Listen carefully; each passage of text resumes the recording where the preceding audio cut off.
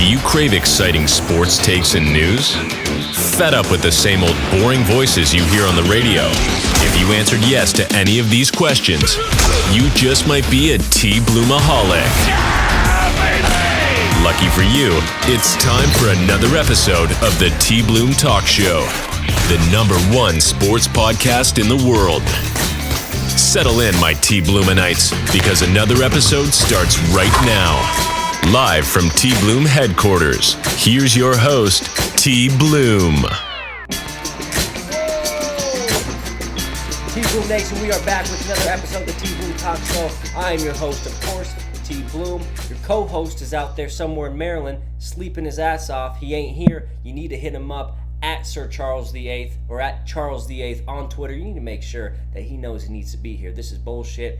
We ain't having it here at the TBloom Talk Show. I know you guys want him here. I need him here, but he ain't here, so I'll be hanging out with you guys all day, just me. We're going to go all over the Week 3 NFL slate this Sunday, and of course, we'll go over a little bit about what just happened on Thursday between the San Francisco 49ers and the New York Giants. Let's get into that a little bit. The New York Giants for San Francisco. New York would lose again. They look like one of the worst teams in the league. Still, maybe not the worst team in the league, but they don't look very good. They don't look like what they should have looked like coming into this season. I mean, this is a team that had potential predictions of maybe getting a game or a win or two in the postseason, but it's not looking like that right now. I know they were down Saquon Barkley last night. I know they were going against one of the best teams in the league in the San Francisco 49ers, but man, oh man, they did not look promising at all. There was nothing there to even go into the next week having positive thoughts about. Just an absolute massacre. San Francisco would roll to 3-0. This puts the Giants at 1-2, and this puts the Giants in a very, very difficult position, especially another week potentially without Saquon Barkley. They got to get their shit together.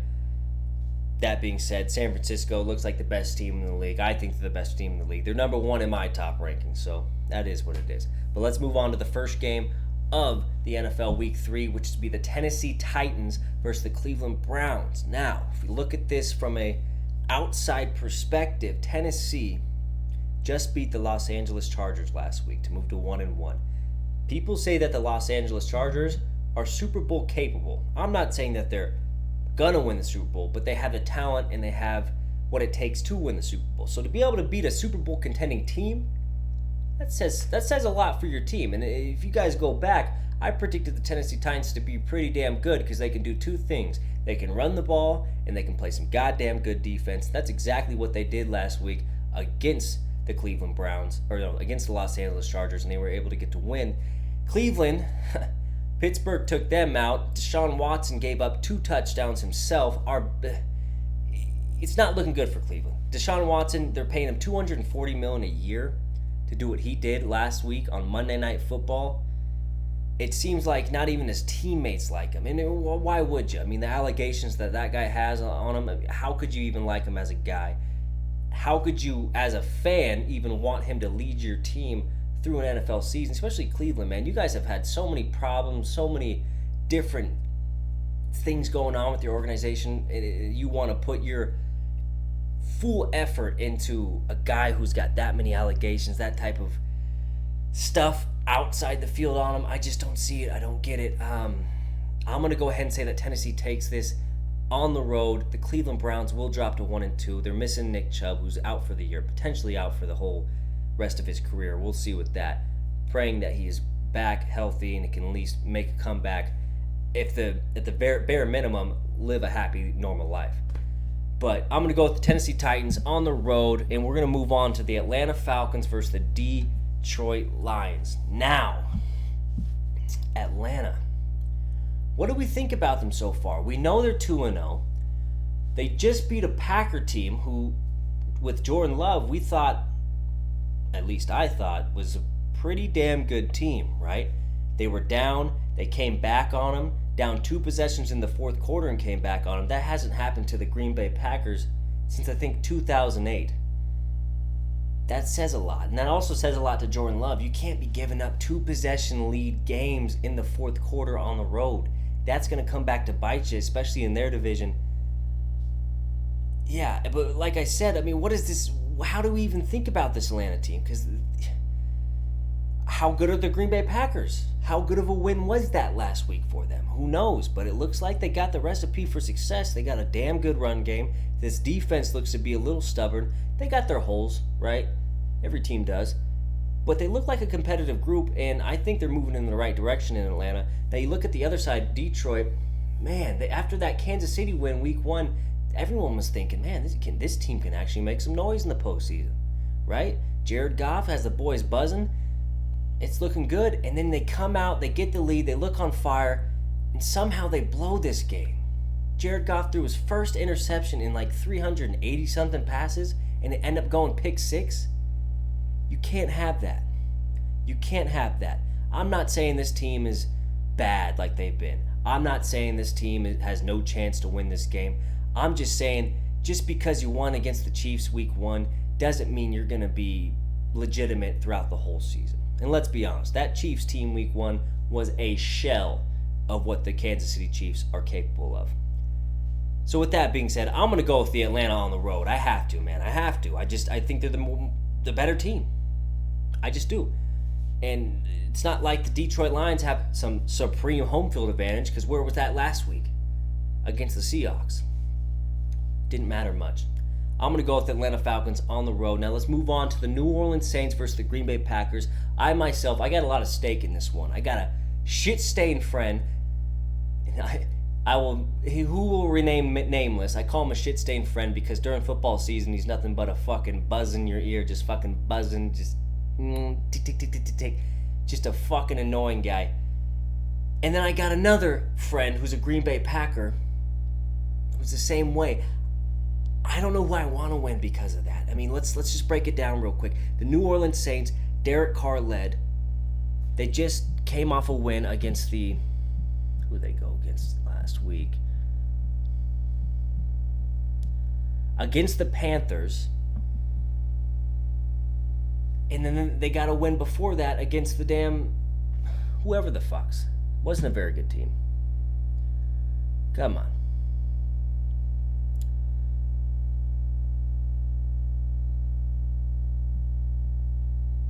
Against the Titans. Titans is a good win. I can accept the Titans. But the Panthers and Titans combined to go 2-0, and they're barely winning those games. I'm not completely sold on the Saints. They have a really good defense, but Derek Carr makes a lot of mistakes. If you watched that game last week against the Panthers, he made an abysmal throw into triple coverage I don't even know what he's seen.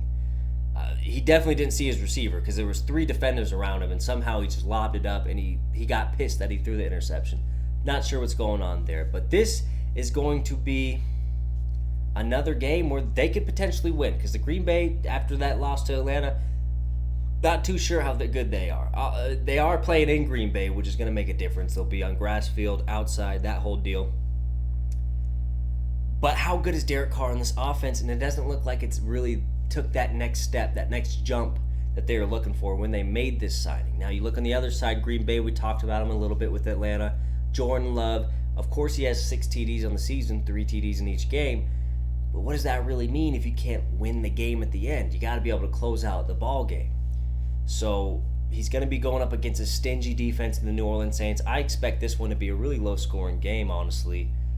And to be honest with you guys, I'm going to go with the Green Bay Packers. I'm going to say they do it. I think New Orleans, they've had 2 close games.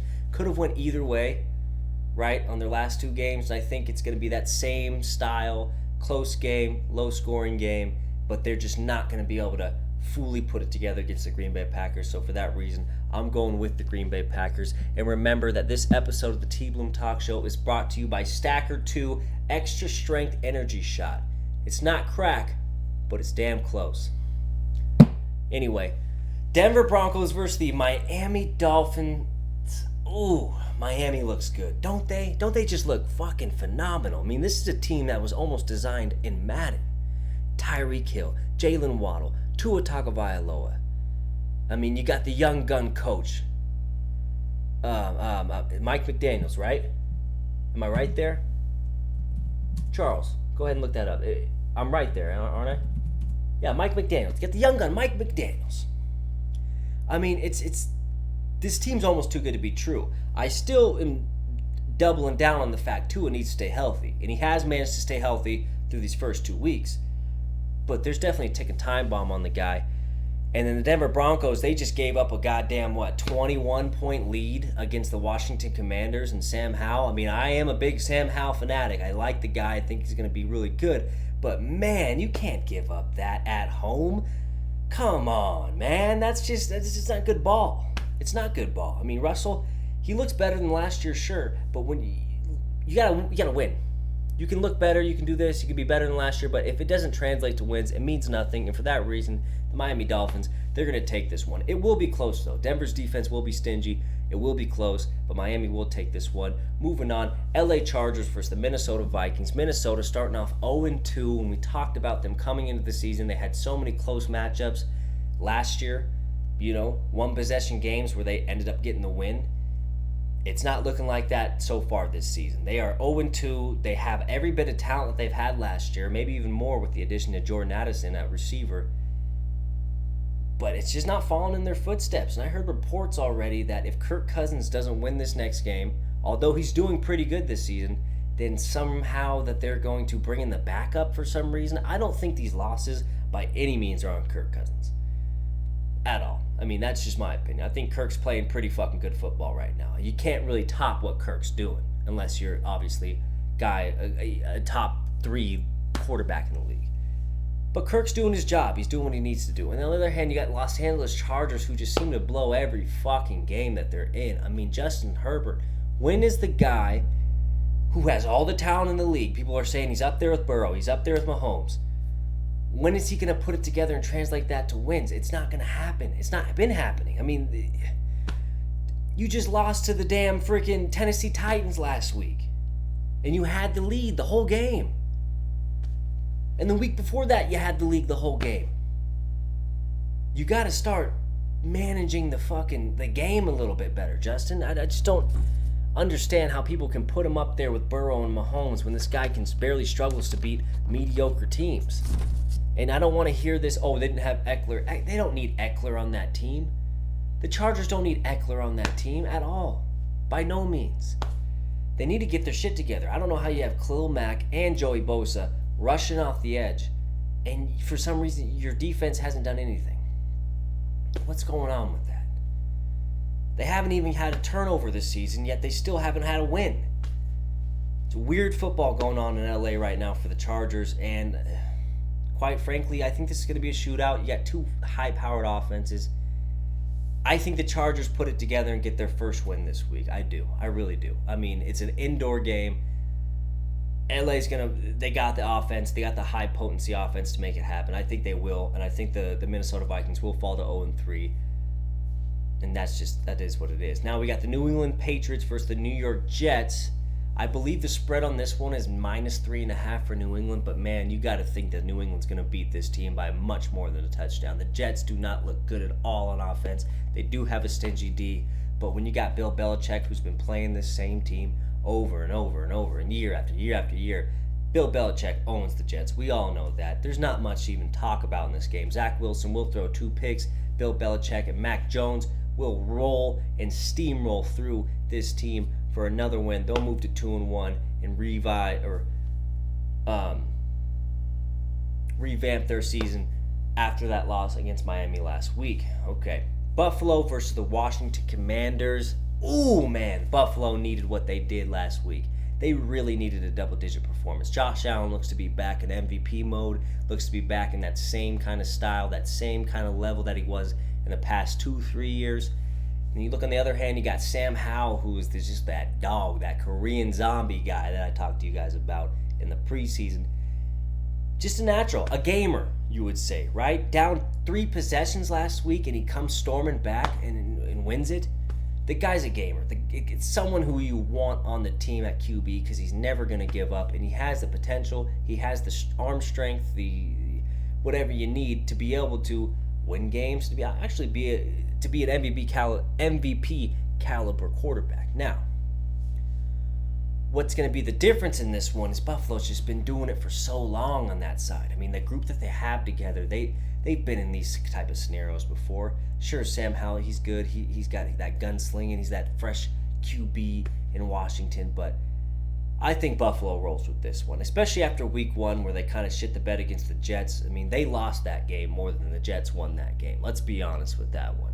And I know some of you guys don't like that term, but that's exactly what happened. The Bills had that thing wrapped up. Josh Allen had so many turnovers, and it ended up falling in the New York Jets' hands. I think Buffalo cements again that they're prime time, they're the best, they're one of the best teams in the league, and they're going to get stuff going. It will be a close game, though. Washington Commanders have a big test. We'll see just how legit Sam Howell is in that game. I'm rolling with Buffalo. Next one, we got the Houston Texans versus Baltimore. Oh, no, Houston Texans versus the Jacksonville Jaguars. Now, C.J. Stroud. You talk about a rookie who's coming into a situation with absolutely nothing, with low expectations, not a lot of talent, not many... How can I put this? Not many expectations, I guess. But he came in. He didn't win the game last week against Indy, but he had a good game. A very, very solid performance. Going up against a Jacksonville team who really shit their pants last week. I'm talking absolute shited themselves against the Chiefs. I mean, you hold the Chiefs to 17 points and you still can't even put up double-digit points. That's how you beat the Chiefs. You hold them to under 20 and you outscore them from there. They didn't score at all. It's not like the Chiefs' defense is anything fucking to write home about. Sure, they had Chris Jones come back, but man, you're only going to put up 9 points? Trevor Lawrence, this is supposed to be your year. This is supposed to be the jump. Another jump that you make. You made the first jump. Look, you made the first jump last season.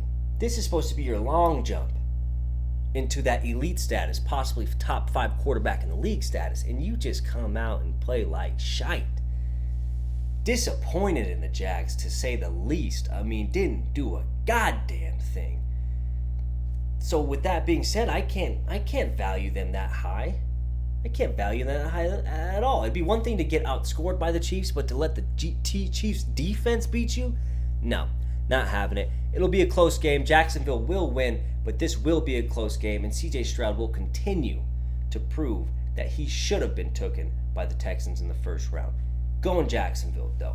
Next game, Indianapolis Colts versus the Baltimore Ravens. We just got word that Anthony Richardson will not be a part of this Indianapolis Colts team. Thankfully, they have Gardner Minshew. You know what I mean? Minshew Mania back there. He's going to have it going. There's not going to be a ton of drop-off in the offensive performance for Indy because of that. The ceiling's not as high, obviously, but I think it's going to be relatively the same. Gardner Minshew, probably one of the better backups in the league, going against a Baltimore team who looked pretty good last week. Must say, looked pretty good against the Bengals. But then again, how good are the Bengals? How good is that team? Lamar Jackson, yeah, he had a couple good throws here and there, but it's all going to depend on how the Indianapolis defense plays them. I'm going to say that the Indianapolis Colts get this dub somehow with Minshew Mania. It's going to create a controversy between if they should start Richardson or Minshew. I'm going with the Indianapolis Colts on this one. Moving on to Carolina versus Seattle. Another rookie, Bryce Young, coming from Alabama. Remember that this episode of the TBloom Talk Show is also brought to you by Red's Apple Ale. Refreshing, crisp, and a beer. Cheers. Oh, that's the good stuff. That's the good stuff. And you know, side note, let's break off the NFL for a little bit. Reds, if you're listening, I need you to get me some Reds Apple Ale, this style, in Washington. All I can ever find over there is just the tall, wicked apple ales, 8%ers. Don't get me wrong, I love them. I do. They're good. But man, they're heavy. They're really heavy. 8%ers. I need some 5%ers I can buy at the store, bring home, sip on, and remain at a cool level. I don't want to take a fucking tall boy to the head, and the next thing I know, I'm stumbling, bumbling. Next thing I know, I don't know what happened last Sunday. I was fucked up. Sorry, TBloom Nation. I don't want that. So, Reds, if you're listening, bring some goddamn Reds to the stores in specifically Tacoma, Washington. I guarantee you I'll buy them out. It'll be worth every penny. I digress. Back to what I was saying. Carolina versus Seattle. Bryce Young coming back to his third game. I got to take a breather on this one, guys. I'm kind of up in the air. Carolina, although I don't think they're necessarily elite and they're going to win the Super Bowl or even potentially make the playoffs, I do think they're a team that's going to fight and play hard every single week because of this young quarterback. Then you got, on the other hand, the Seattle Seahawks. It's just one of those things, man. Seattle look like they're still in it, right? They look a lot better than they did week 1 against the Rams, but they still look like they have holes on their team. It's not like Detroit was struggling necessarily to move the ball on them. They did have an opportunistic defensive play last week with a pick 6, but how many times are you going to get that easy of a pick 6 in a game? They missed 2 field goals last week. I don't know. Seattle's so all over the place. Carolina's all over I'm going to go with Carolina. Fuck it. We're going Bryce Young, Carolina Panthers to beat the Seahawks on the road.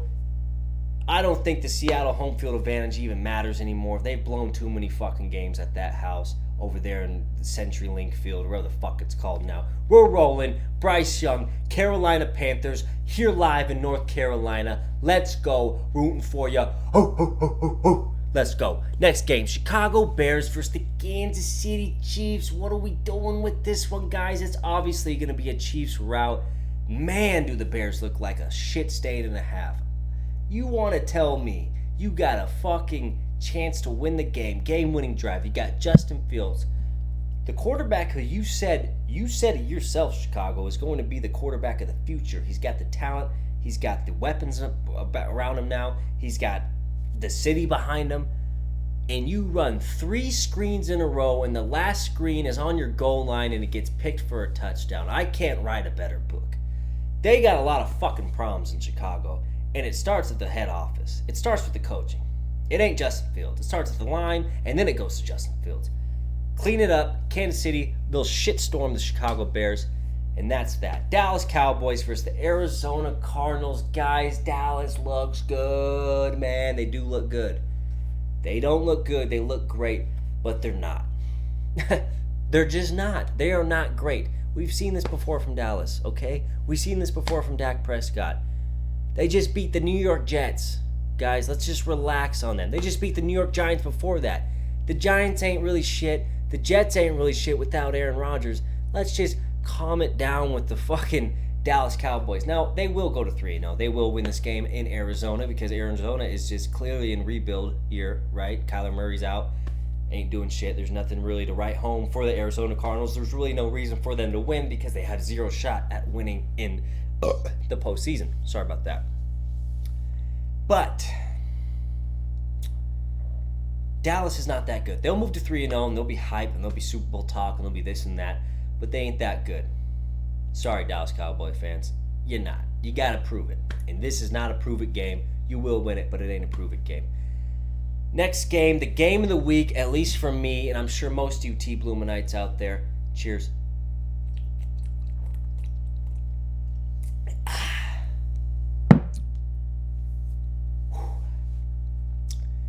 The Pittsburgh Steelers versus the Las Vegas Raiders. Last week, the Pittsburgh Steelers I wouldn't say storm past, but I would say got past the Cleveland Browns last week on primetime football on Monday. The Pittsburgh Steelers' best offense is their defense. Statistically speaking. This isn't something I'm just saying. You can go look it up. Now, how does that... I don't even know what to think about this team because this is a team that came in from the preseason and looked really good. 3-0, 5 for 5. Touchdowns every drive. Kenny Pickett looking like the goddamn truth. Then he comes into the regular season and it seems like everything Kenny throws, they're saying, oh, if Kenny throws it, we're going to pick it. And this is a guy I have high hopes on. This is not the Kenny Pickett I saw last year. Sure, he made a few mistakes, but the mistakes he's making now are just bad. And it's concerning. I'm not going to write him off or anything. It's still early. It's 2 weeks. First week, he played the best defense he's ever faced. Last week, he had one big mistake, and we're just an inconsistent offense. Our offensive line doesn't know when to block and when not to. We got Matt Canada screaming we got fans screaming Matt Canada to get fired. It's a shit show right now. There's nothing to burn the house down about, but I just don't know what Pittsburgh Steelers team is going to come out. And you look at the Las Vegas Raiders, you got Jimmy G. They just got shitstormed by the Buffalo Bills last week. And I'm going Pittsburgh. Let's just get that clear right now. I'm going Pittsburgh. But the consistency of Jimmy G scares me because he's not a guy that's going to make a lot of mistakes. Not a guy that's going to make a lot of mistakes. He's going to be consistent. He's going to take the throws that come to him. He's not going to try and force anything. He's going to be Jimmy G, and that's the exact kind of quarterback that we typically lose to because we're an opportunistic team. We feed off of momentum, and we feed off the defense making plays, and I just don't know how many plays are going to be made by this defense. I'm going to say Kenny Pickett sort of comes into his own this game. I'm going to say that him and George Pickens finally get a better game than 4 catches for 126 yards. I know he had that deep threat or that deep touchdown for a post route that 1 yard, but George Pickens is the kind of talent you need to have at least 9 catches. Now, I'm not expecting 9 catches, but at least get him over 5. Give me 6 catches by the guy for a buck. A buck and a tug. That's all I'm looking for. Will it happen? I hope so. I sure fucking do. I hope Najee can get more involved. I hope that this offense can do a lot more than what it has. It can maybe get a couple first downs, keep that defense off the field. That's what I'm going to say is going to happen. I think Pittsburgh's going to take this one on Sunday night. Now, moving on to the Monday night games, we got Philadelphia versus Tampa Bay. Why did they ever make this a Monday night game? I have no idea. I really want to talk to all the schedule makers and just like sit face to face and ask them why they're as stupid as they are, and it'll kind of be weird because they won't know how to answer it, and then it is what it is. But this is going to be a fucking stupid-ass game. It should never be on Monday Night Football. Philadelphia will beat the Tampa Bay Bucks. That's all I have to say about that. Next Monday night game, the LA Rams for the Cincinnati Bengals. Again, don't know why the fuck they ever put this on Monday night. These are two teams coming into the season that did not look nearly on the same level. Granted, we're lucky that the Cincinnati Bengals look like shit and Joe Burrow might not play, which is actually going to be bad because when you see the Bengals, you want to see Joe Burrow, right? You don't want to see Jake Browning from the fucking UW Washington Huskies come out there and play Matthew Stafford, who's probably going to win, and I'm actually going to take the LA Rams right now. But Monday Night Football, you have 2 opportunities to make 2 good games, and you come up with that shit. NFL, get it together. That's going to be it for this episode of the TBloom Talk Show. I appreciate every single one of you tuning in, and remember to like, subscribe, tell a friend to tell a friend, tell your mom, fucking tell your dad, tell everyone, okay? Hit the subscribe button. Tune in next week for the TBloom Talk Show. We'll go over all the games, all the situations, everything that happened this Sunday on Tuesday. And with that being said, folks, I appreciate you tuning in. TBloom, to Sir Charles, we love you. We appreciate you. Hope you're having a good sleep. With that being said, TBloom, out.